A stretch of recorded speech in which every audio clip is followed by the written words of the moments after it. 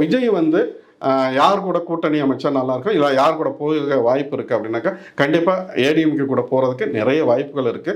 ஏடிஎம்கே கூட சேர்ந்து பயணிக்கிறதுக்கு உண்டான நிறைய வாய்ப்புகள் அவர் இருக்கு. ஏடிஎம்கே கூட சேர்வதற்கான எப்படி சார் வாய்ப்பு இருக்கு? அவர் வந்து இது நடக்குதே.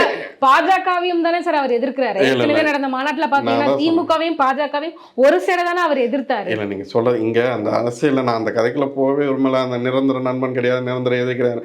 இது நடக்குதா இல்லையாங்கிறது நீங்க பாருங்க. நான் இப்போ பொதுவெளியில நான் ஒரு விஷயத்தை நீங்க ஏற்கனவே சேலஞ்ச் பண்ணதே நான் நிரூபிச்சு காட்டியிருக்கேன். நான் இப்போ நான் சேலஞ்ச் தான் பண்ணேன். இது நடக்குது. நான் என்ன சொல்றேன்னா இன்னும் நான் முடிக்கல. இருங்க, இன்னும் நான் முடிக்கல. என்னோட பதில வந்து நான் முடிக்கல. இவங்க கூட சேர்ந்து பயணிக்கிறதுக்கு நிறைய வாய்ப்புகள் இருக்கு. சேர்ந்து பயணிக்கிறதுக்கு உண்டான சூழ்நிலை அமையும். இல்லைன்னா அதுக்கு தள்ளப்படுவார். அப்படி இல்லை, இந்த விஷயம் நடக்கல அப்படின்னாக்கா இவர் தனித்து கலங்காண மாட்டார். இவர் கூட வந்து நான் ஒரு ரெண்டு விஷயம் உங்களுக்கு சொன்னேன். என்னன்னா டிஎம்கே கூட்டணியிலிருந்து இரு கட்சிகள் வெளியே வர்றதுக்கு வாய்ப்பு இருக்கு அப்படின்னு சொல்லிட்டு, சரிங்களா?